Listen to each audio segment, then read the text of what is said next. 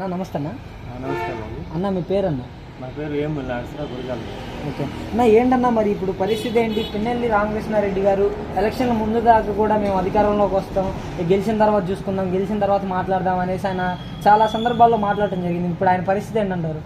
ఆయన పరిస్థితి ఏంటంటే బాబు, ఇది ప్రజాస్వామ్య దేశం, ప్రజలు అందరూ హక్కులతో బతికేటువంటి దేశం.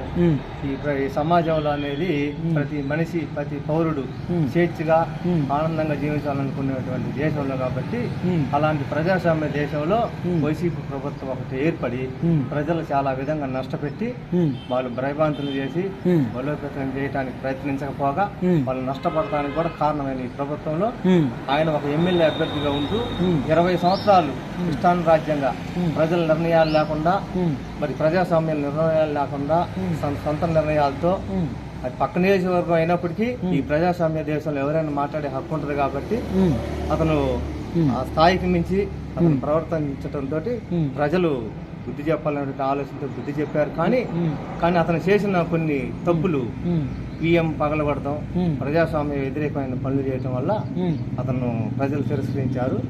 ఇప్పుడు మరి ప్రస్తుతం నర్సాపేటలో ఉన్నారు, ఆయన్ని జైలుకి తరలిస్తారనేసి చెప్తున్నారు. మరి ఏంటి అప్పటిదాకా విర్రవీగిన పిన్నెల్లి బ్రదర్స్ పరిస్థితి ఇప్పుడు ఏంటి?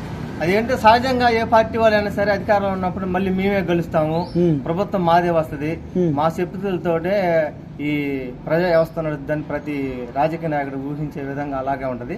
కాకపోతే ప్రజలు తిరగబడి ఈ ప్రజాస్వామ్య దేశంలో ఈ ప్రజా వ్యతిరేకమైన పార్టీలు ఉండటానికి లేదని చెప్పేసి ప్రజలు నిర్ణయం తీసుకున్న బుద్ధి చెప్పడం జరిగింది.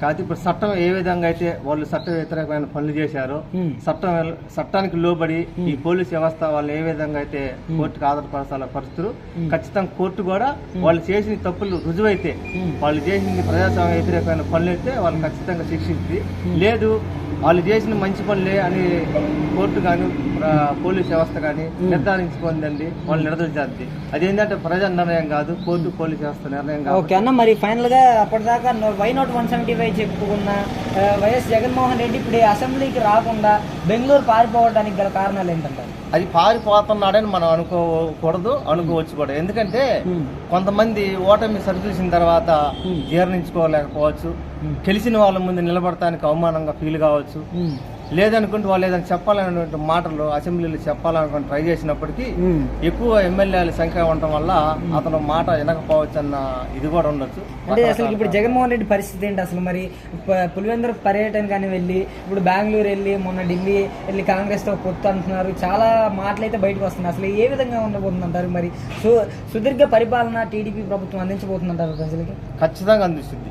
ఎందుకంటే ఎన్టీ రామారావు గారు కేవలం పేద ప్రజల కోసం, బీసీ, ఎస్సీ, మైనారిటీల కోసం